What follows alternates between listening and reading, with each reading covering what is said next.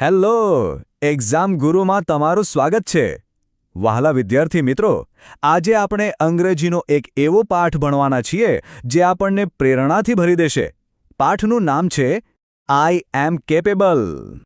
અને હા, એકદમ ખાસ વાત, આજના પાઠના અંતે છે ને એક સ્પેશિયલ એલોબેસ્ડ ક્વિઝ પણ છે, એટલે દરેક મુદ્દાને બરાબર ધ્યાનથી સમજજો. ચાલો તો શરૂ કરીએ. તો આજે આપણી સફરમાં શું શું છે? સૌથી પહેલાં આપણે આઈ એમ કેપેબલનો અર્થ સમજીશું. પછી આપણે સાંભળીશું કેટલાક સાચા હીરોની જબરદસ્ત વાર્તાઓ.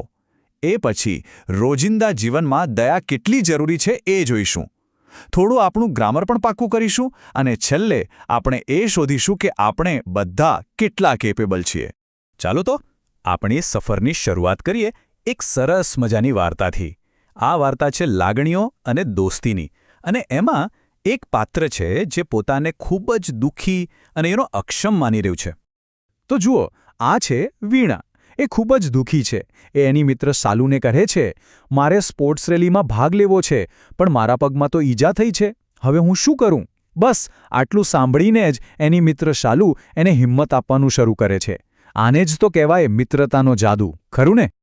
હવે જુઓ, ક્યારેક આપણને પણ વીણા જેવું લાગે નહીં કે આપણે કંઈ કરી શકીશું નહીં. બસ આવા સમયે જ આપણને સાચા હીરોની જરૂર પડે. ચાલો આપણે પણ શાલુની સાથે એવા જ કેટલાક રિયલ લાઈફ હીરોની વાર્તાઓ સાંભળીએ. શાલુ વીણાને સૌથી પહેલાં તો અરુણિમા સિન્હા વિશે કહે છે. વિચારો, એક પગ ગુમાવ્યા પછી પણ દુનિયાના સૌથી ઊંચા શિખરો સર કર્યા. શું જબરજસ્ત હિંમત! પછી વાત આવે છે પેરા સ્વિમર ભરતકુમારની અને ફેમસ ભરતનાટ્યમ ડાન્સર સુધા ચંદ્રનની. આ બધાએ પોતાની શારીરિક મર્યાદાઓને હરાવીને સફળતા મેળવી. આ લોકો પાસેથી આપણને હિંમત અને આત્મવિશ્વાસની સાચી પ્રેરણા મળે છે. અને આ બધા હીરોનો એક સિક્રેટ મંત્ર હતો, એમના કોચે શીખવ્યો હતો. અને એ મંત્ર છે always say I can, never સે આઈ કાન્ટ. બસ આ એક વાક્ય. આખા પાઠનો સાર આ એક વાક્યમાં છે. આને તો મગજમાં બરાબર ફિટ કરી લેજો. આ બધા હીરોમાં એક વસ્તુ કોમન હતી. શું? કરેજ, એટલે કે હિંમત. એનો અર્થ શું થાય? જે કામ કરતા આપણને ડર લાગે ને, એ જ કામ કરી બતાવવાની તાકાત, બહાદુરી. આ શબ્દ આપણને શીખવે છે કે ડરને હરાવી શકાય છે. ચાલો હવે વાત કરીએ એક એવા હીરોની જેમને આખી જિંદગી વ્હીલચેર પર બેસીને પસાર કરી, પણ પોતાના દિમાગથી આખી દુનિયાને હલાવી દીધી, વિજ્ઞાનને એક નવી જ દિશા આપી. કોઈને યાદ છે એમનું નામ? એ હતા મહાન વૈજ્ઞાનિક સ્ટીફન હોકિંગ.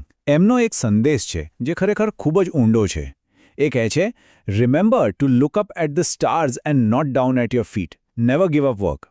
આનો સીધો સાદો અર્થ એ છે કે આપણી મુશ્કેલીઓ સામે નહીં, પણ આપણા સપનાઓ સામે જુઓ. અને ક્યારેય મહેનત કરવાનું ના છોડો, ક્યારેય હાર ના માનો. આપણા પાઠમાં એક ખૂબ જ સુંદર શબ્દ વપરાયો છે, દિવ્યાંગ. આ શબ્દ આપણે એવા લોકો માટે વાપરીએ છીએ જેમને કોઈ શારીરિક તકલીફ હોય. પણ આ શબ્દ એમની તકલીફ પર નહીં, પણ એમની અંદર રહેલી અનોખી એટલે કે દિવ્ય શક્તિઓ પર ધ્યાન દોરે છે. આ એક સન્માનીય શબ્દ છે. મોટા મોટા હીરોની વાર્તાઓ તો આપણને પ્રેરણા આપે જ છે, પણ શું તમે જાણો છો, કેપેબલ બનવા માટે કોઈ મોટું કામ કરવું જરૂરી નથી. રોજિંદા જીવનમાં કરેલા દયાના નાના નાના કામો પણ આપણને હીરો બનાવી શકે છે. ચાલો આ વાત સમજવા માટે રીતિકાની વાર્તા જોઈએ. તો આ છે રીતિકા, એક નાનકડા ગામની છોકરી. એની સુપરપાવર શું હતી ખબર છે? એની દયા. જેમ કે આ ચિત્ર બીમાં જુઓ, એ ગામના વડીલોને કૂવામાંથી પાણી ભરવામાં કેવી મદદ કરી રહી છે. આ જ તો હતી એની ક્ષમતા. અને એટલું જ નહીં, અહીં જુઓ ચિત્ર એફમાં એ દરરોજ સાંજે ગામના લોકોને ભેગા કરીને છાપું વાંચી સંભળાવે છે. અને ચિત્ર જીમાં એ પોતાની બીમાર દાદીની કેટલી કાળજી લઈ રહી છે. આવા નાના નાના દયાવાળા કામો જ તો મોટામાં મોટો ફરક પાડે છે, નહીં? તો વાર્તાઓમાંથી તો આપણને ઘણી પ્રેરણા મળી. હવે સમય છે થોડું ગ્રામર શીખવાનો. અરે ચિંતા ના કરતા, આ ગ્રામર એકદમ મજાનું છે. એ આપણને આપણી કેપેબિલિટી એટલે કે આપણી ક્ષમતાને અંગ્રેજીમાં કેવી રીતે કહેવી એ શીખવશે. ઓકે, તો અંગ્રેજીમાં જ્યારે આપણે કહેવું હોય કે હું આ કરી શકું છું, ત્યારે આપણે વાપરીશું કેન. એકદમ સિમ્પલ. જેમ કે આઈ કેન પ્લે ચેસ. હું ચેસ રમી શકું છું. અને જે કામ આપણે નથી કરી શકતા એના માટે આપણે કહીશું કેન નોટ, અથવા ટૂંકમાં કાન્ટ. જેમ કે I can't lift this box. હું આ બોક્સ નથી ઉઠાવી શકતો. છે ને સહેલું? ચાલો હવે અંગ્રેજીમાં સવાલ પૂછતા શીખીએ. એ એકદમ મજેદાર રીત છે હો. એવા સવાલ જેનો જવાબ ખાલી યસ કે નોમાં જ આવે એને કહેવાય છે ઇન્વર્ઝન ક્વેશ્ચન્સ. નામ ભલે અઘરું લાગે પણ છે બહુ જ સહેલા. જો દાખલા તરીકે આપણે રાધા વિશે પૂછવું છે તો સવાલ કેવી રીતે બનશે? Is Radha typing an email? અને જવાબ છે નો, શી ઇઝ નોટ. એક વાત યાદ રાખજો, જ્યારે એક જ વ્યક્તિ હોય તો સવાલ ઇઝથી શરૂ થાય.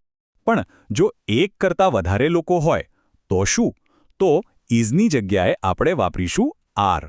એકદમ સરળ. જેમ કે are the students doing homework? અને એનો જવાબ છે યસ દે આર. જોયું? ઇઝ અને આરનો ખેલ કેટલો સિમ્પલ છે. આપણી કેપેબિલિટી એટલે કે ક્ષમતા ઘણી બધી અલગ અલગ હોઈ શકે છે. કોઈ રમતગમતમાં સારું હોય તો કોઈને સંગીતનો શોખ હોય.